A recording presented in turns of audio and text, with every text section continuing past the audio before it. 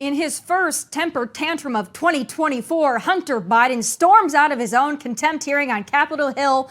Plus, in yet another indicator that journalism is dead, so-called reporters were caught on a hot mic joking about Donald Trump being assassinated. Sick and wrong, but totally on brand. The show starts now.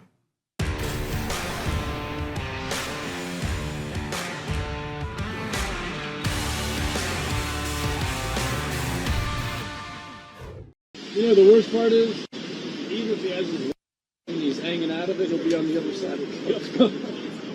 I mean, if he's driving, we've got a good shot. Yeah, if he's driving with the front window open. Yeah, or if it's a convertible. Yeah.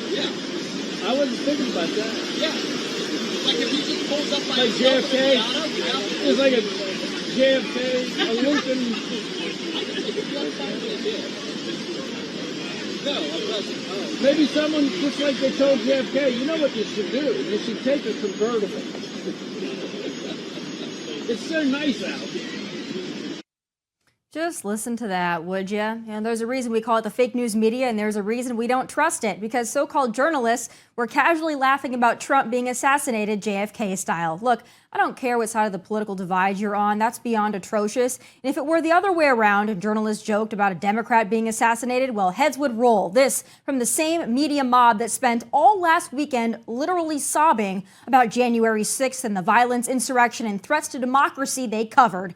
Oh, give me a break. But speaking of things I, and likely you, need a break from, Icky Nikki. Yes, icky, lying Nikki. So Governor DeSantis is hitting you for claiming the retirement age is, quote, way, way too low. He said, quote, I don't know why she's saying that.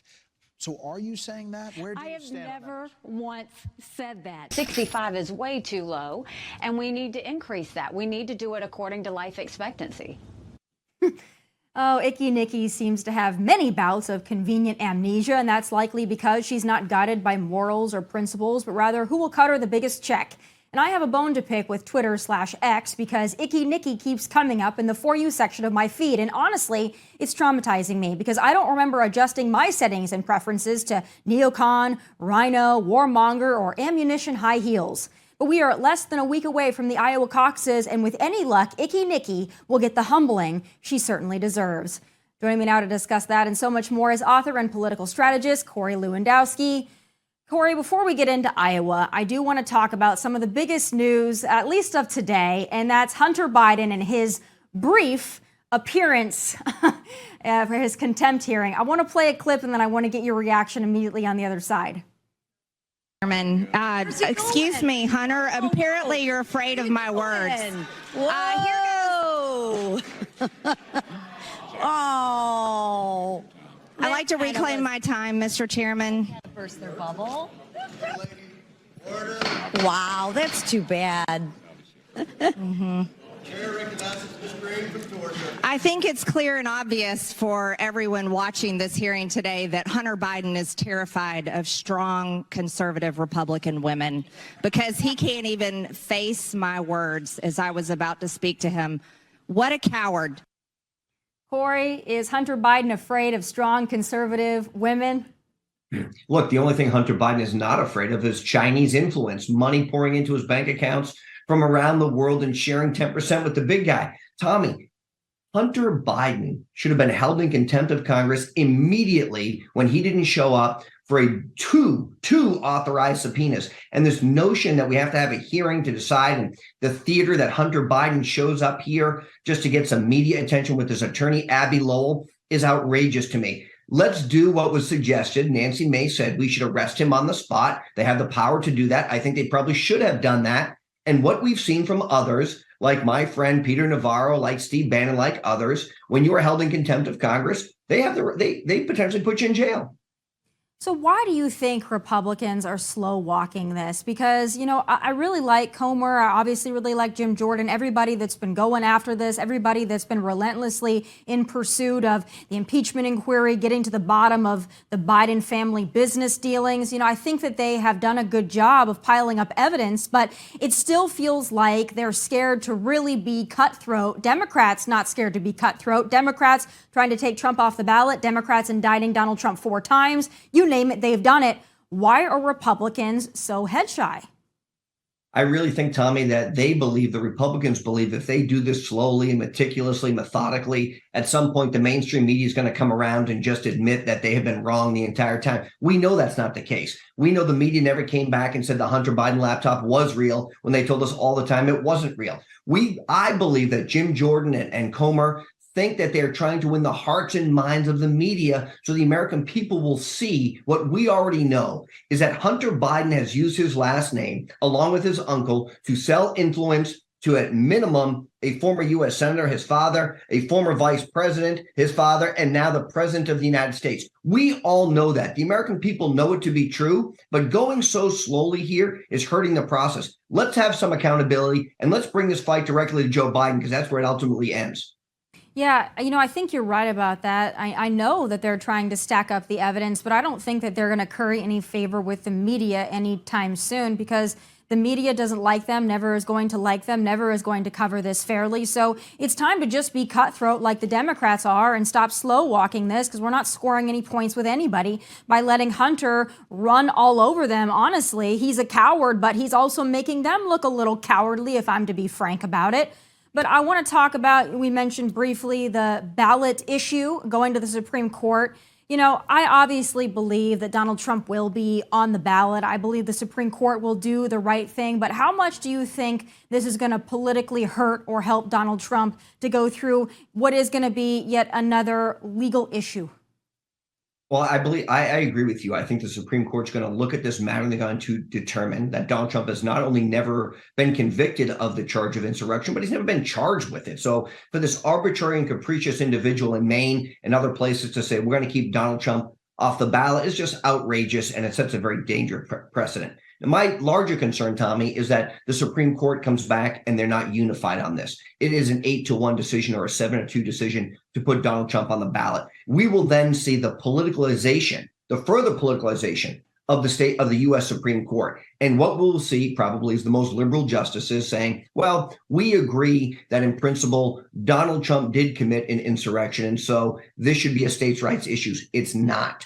I think this is a matter that the Supreme Court needs to weigh in on immediately. It should be a 9-0 decision. We should put this behind us. And if we're not going to do that, then let's start looking at the states where we have Republican governors, Republican secretaries of state who can then determine if Joe Biden, who many could argue has committed crimes against our Constitution by leaving our borders wide open, which is supposed to protect us against all enemies, both foreign and domestic, could be considered ineligible to run for president. If we're getting to that criteria, we're going to be in a very precarious position in this country. I'm glad you brought up national security. I mean, it's haunting, really, not surprising, but haunting, really, that our president, our commander-in-chief, didn't know that his Secretary of Defense was in the hospital. They've lied to us about this. It was an elective surgery. Now we know it's treatment for prostate cancer. Just how vulnerable do you think that leaves us? And are you surprised at all at the White House and their spokespeople's really horrible, I guess, justification for all of this? It's par for the course, but it's still a little troubling, to say the least. Well, Tommy, what's troubling to me also is that Joe Biden was in St. Croix when all of this happened. So what we now know was, A, he was out of the country on vacation. B, he never spoke to his Secretary of Defense for a week. This guy is at Walter Reed Hospital. It's not like, a hospital that the military doesn't run. Nobody knows he's there, allegedly. His deputy doesn't know. No one at the White House knows. No one in the White House tried to talk to the Secretary of Defense for a week while this guy is stationed at Walter Reed. No one said, hey, let's give him a call on a secured line somewhere and have a conversation. That's amazing to me. And what we're now seeing is they're going to launch an internal investigation to make sure that procedures going forward are followed. Well, his chief of staff supposedly didn't know about it. The deputy secretary didn't know about it. How is that possible? And what it tells me, Tommy, is that President Biden is not running this country. The bureaucrats surrounding him, those professional staffers and others are running this country. Somebody knew about this and they don't want to let us know who that really was. But I agree with one thing. Joe Biden didn't know about it because Joe Biden doesn't know where he is at any given moment of the day. It feels like they almost want him to be on vacation because that's easier when he's on vacation. He's done a lot of vacationing, as we know, his daily schedule. I mean, it's It's easier than what one would expect from the third grade. But beyond that, the national security implications here are really, really stunning. I have to wonder, though, I don't think Joe's in charge either. And I think that there are a lot of professional staffers behind the scenes, but I still feel like the Obamas are pulling a lot of the strings here. We've got Michelle Obama trotting out this week with her high pony, talking about how she's worried about 2024 and it keeps her up at night. I quite frankly think they're worried that Joe's not going to get reelected because then they can't pull the strings anymore. And that to me tells me everything I need to know about who's really running the government. And I think it's still the Obamas.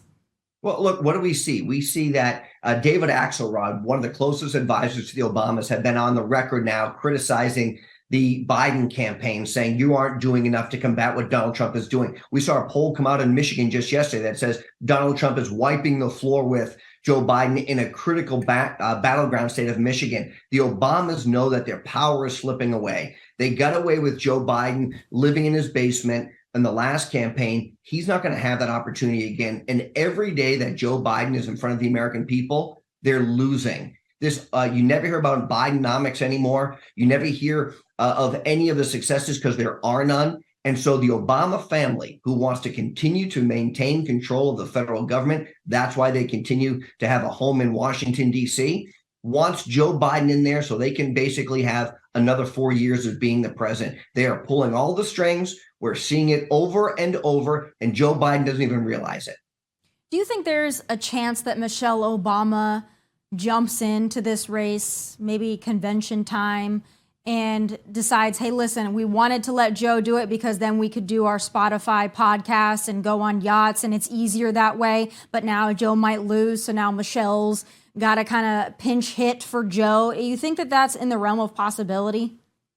I don't think so. But what I do find very interesting is that Bill Clinton and Gavin Newsom are together in Mexico right now enjoying some vacation time. I don't think that's an accident either. I don't think that's coincidental. What's amazing to me is that they've chosen to go down to Mexico where, you know, Americans are getting murdered down there all the time, and they're allowing our border just to be overrun with criminals. And that's where they choose to go and have a private soiree, a private conversation. So, look, I think the next in line is Gavin Newsom. I really believe that. I think Michelle would have a very difficult time beating Gavin. And I think Obama also knows that. So is there a slight possibility that Joe Biden is not on the ticket come November? I think it is slight, but these polls should give them immense concern because every battleground state that we're seeing across the country right now, Donald Trump continues to dominate. These guys are afraid and they're looking for that off ramp. They just don't know what to do with Joe. Yeah, I agree on that. And I do agree that I have said from the beginning, I think it's going to be Gavin Newsom. Really interesting after all the Epstein stuff comes out that Gavin Newsom would think it was politically appropriate to go on vacation with Bill Clinton. I mean, I guess Democrats think they can get away with whatever. Same guy who went maskless to the French Laundry during the height of COVID when he told everybody else to stay home. I don't expect a lot from Gavin Newsom. But here's my concern. Corey, do you trust the polls? Do you think these polls that are coming out showing Trump beating Biden in swing states, showing Trump beating him in the general election, do you think that those are maybe overhyped to make Republicans feel more comfortable, maybe even complacent, and maybe not as aware and activated as we should be? Because that's the concern that I still have.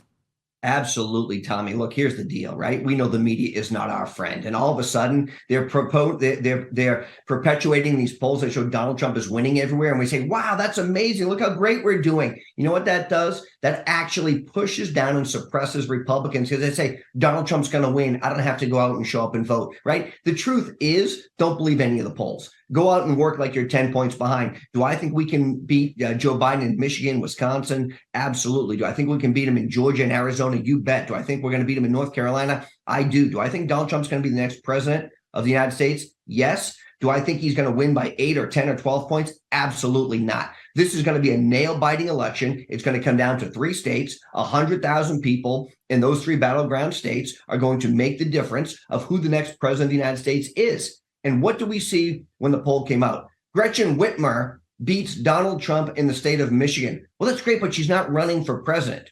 And so, look, there's always that fake narrative. But I believe the media is perpetuating these polls. So we have this false sense of security that Donald Trump is going to win this thing. As we tighten, right, we're in January, as this race gets closer, you're going to see all of the media telling us how great Joe has been, how great our economy is doing, how he pledges to bring people together, how he promises to close the border, and he's going to be an amazing unifier of this country for the next 4 years. And Donald Trump is too crazy.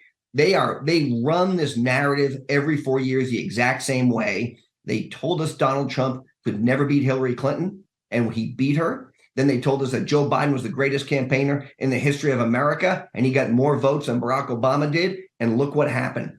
So we're in for a battle. Donald Trump is going to be the Republican nominee. And in November of this year, we're going to have a new president, and he's going to be the same guy who was the president when he was the 45th president of the United States. That's Donald Trump. So speaking of the polls, though, do you think that there's some of that going on within the own Republican primary caucus season, with Donald Trump being ahead by so much in all of these states, Iowa, New Hampshire, all of them showing Trump having, such a significant lead over the rest, showing now Nikki Haley in second and Ron DeSantis in third? I find that hard to believe, because why anyone would vote for Nikki Haley is still confusing to me, but I tend to believe that, especially in Iowa, things are a little closer than the polls would suggest. Or do you think Donald Trump's got that much of a commanding lead over this process? Well, I was in Iowa last week, and I saw firsthand, the people who were supporting Donald Trump. Ron DeSantis was right down the road. He had 40 people in a diner, and the only reason they were there is because they get free Chick-fil-A and free food and free Pizza Ranch. So look, I think Donald Trump does have a commanding lead in Iowa. Here's the problem, Tommy. When we look at next Monday right now, the weather forecast has the high of 10 and a low of -15. You have to show up at the caucuses. These are very small environments where people come out and they publicly state who they're supporting. And so there's a lot of work to still do. I am very hopeful that the Trump campaign continues to keep their foot on the gas there. Donald Trump is there a lot over the next 5 days. So they have done a very good job of organizing those caucus captains, but weather does have an impact. When you come here to New Hampshire, it's a different place. Independents, unaffiliated, they can vote in the primaries if you can pull a Republican ballot. And what we're seeing from the establishment, from the neocons, from those same people who told us that Jeb Bush would have been a fantastic president, is they're pushing Nikki Haley in New Hampshire because they believe if she can exceed expectations in Iowa and come in second, it gives her an opportunity to come here to New Hampshire and compete with Donald Trump. This state is a state that Donald Trump has always done very well in. I expect nothing different on January 23rd here for Donald Trump. Corey, why do people like Nikki Haley? I know you mentioned the neocons and the rhinos, but they can't make up that many poll, answerers. They can't make up that many people. Why are people liking Nikki Haley? It's the same story when they sold us on a guy like Mitt Romney. Oh, he's a moderate. He can win an election. Oh, he will unify everybody. He might have been the single worst Republican candidate for president in basically our lifetime, our nominee. He was terrible. He argued that because he came from a blue state, he could win voters. It wasn't true. Nikki, and you played the clip, has no backbone. She has no central point of philosophical perspective that she has stuck with. It is whatever is convenient. What did she say when she was in Iowa last week? I'm one person in Iowa. I'm someone different in New Hampshire. That's the true Nikki Haley. You need to listen to candidates. When they tell you something, you should believe them. That's who she is. She would tell anybody anything. She sold her soul out to become the UN ambassador. And then she went to the boards of Boeing and all these corporate executives, all these corporations to make a whole bunch of money so that she could be part of the military industrial complex. We know that Nikki Haley is not the right person, but those elitists, those people who hate Donald Trump more than they love this country, are propping her up because they want to tell us that if she's the candidate against Joe Biden, she can win. We've heard this time and time again. Your viewers are too smart. They know who the real Nikki Haley is. And if you don't know, just go look at the people from South Carolina who've all endorsed Donald Trump. From Henry McMaster to Alan Wilson, everybody who knows Nikki Haley the best has said, we will be with Donald Trump because they know what she's capable of and they know who the real Nikki Haley is, and they don't want to see her in elective office ever again. No, I certainly don't. I wish we could see less of Nikki Haley. And I covered this, last week, and I've been talking about it a lot on Twitter, but the governor, Sununu, okay.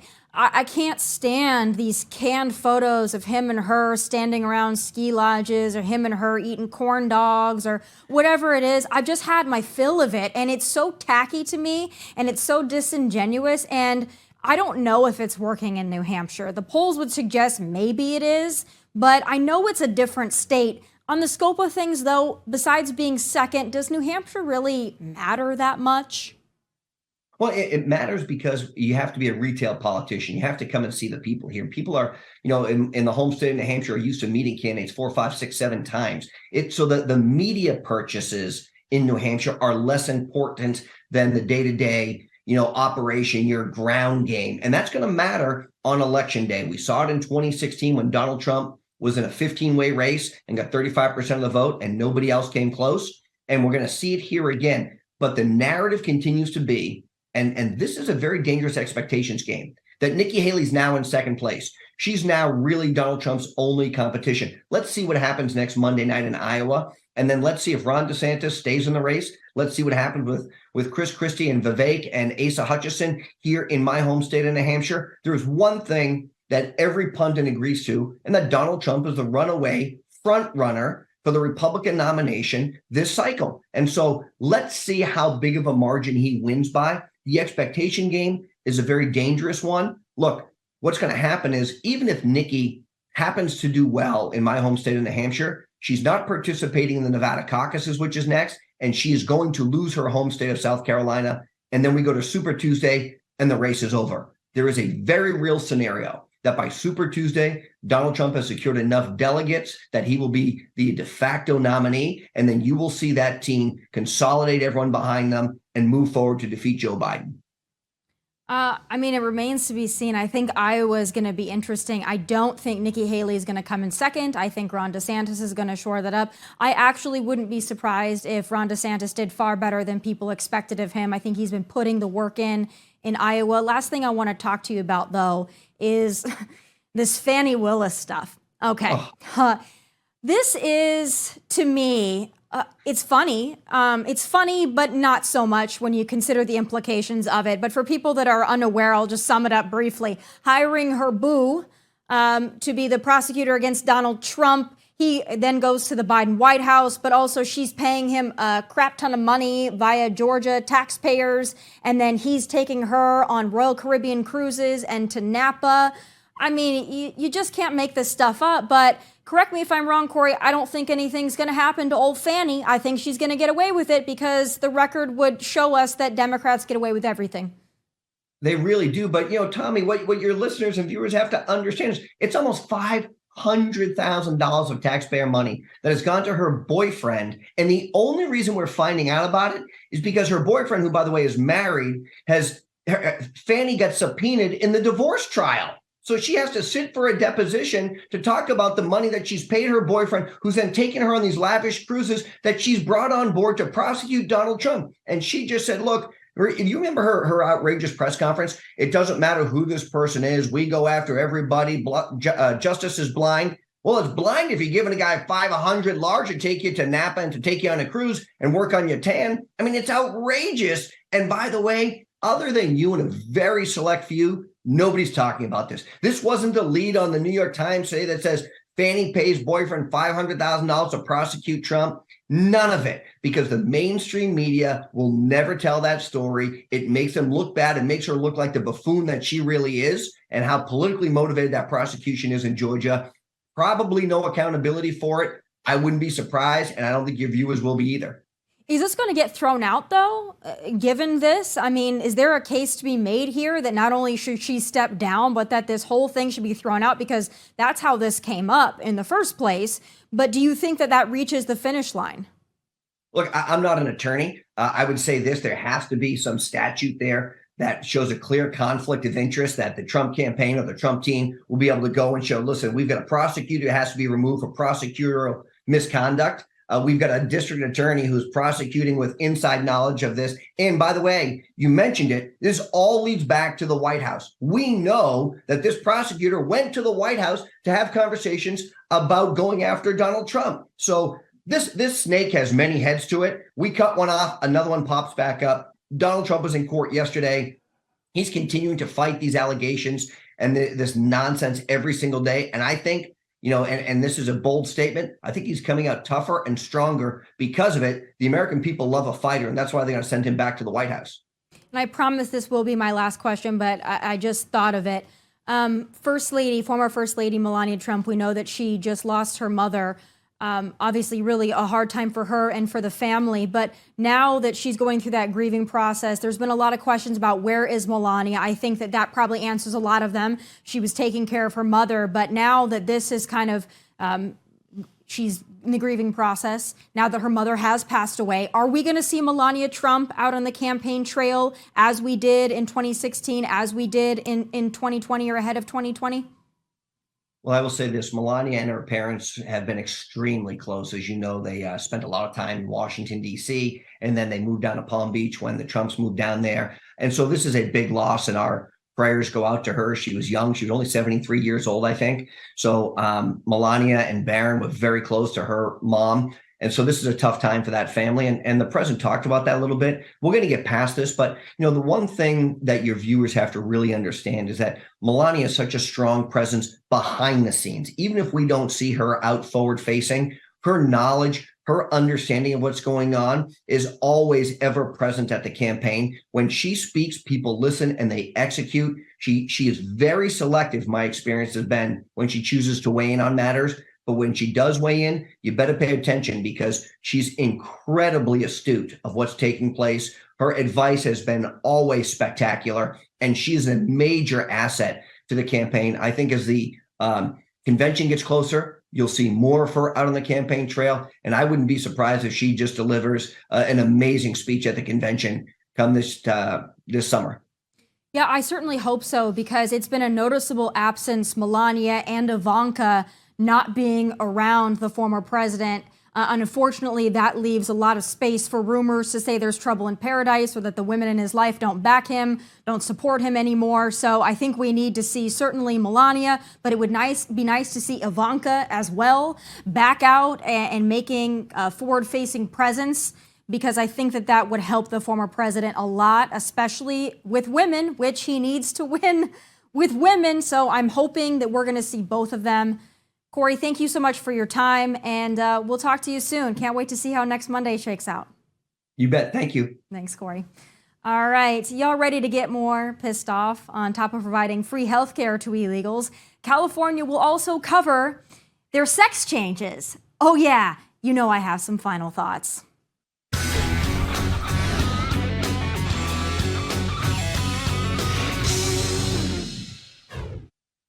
Well, would you take a look at that? It's not a third world country. It's actually the 5th largest economy in the entire world. California, led straight into the ground by Sir Greasy Tyrant Governor Gavin Newsom.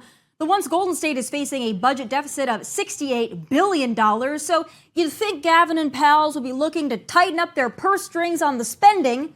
But no, you can't tighten up the spending belt when millions of people who have no legal right to be here are depending on their perks and privileges they did not earn and have no right to collect. But as we should well know by now, nothing is illegal in California. Not illegal immigration, not shoplifting, not drug use, not public defecation, or really anything else. Oh, except for moms and parks or lone surfers during COVID, of course. But as for actual illegal activity or illegals themselves, why rain on their parade, right? No, instead California, or more accurately California taxpayers, will be covering the full scope of Medi-Cal benefits for illegals. And even rapper 50 Cent thinks it's BS, and he's damn right. It's going to cost taxpayers around $3.1 billion, and it's $3.1 billion taxpayers cannot afford. But if you thought this care was limited to emergency room or pregnancy care, well, think again, because it's California after all. So right on brand, this Medi-Cal expansion to cover roughly 700,000 illegals will also cover, drum roll please, their sex changes. I kid you not. According to the Medi-Cal memo, this will cover costs for hormone therapy, procedures, and even ancillary services such as hair removal. Excuse me if I don't shed a single tear over illegal immigrants with body hair incongruent with their gender identity. You can thank Gavin Newsom for that one. Break the law, invade here illegally, you win food, shelter, possibly a cell phone, or even a damn sex change. So work harder, Americans, because gender-confused illegals are depending on you. And those are my final thoughts from Nashville. God bless and take care.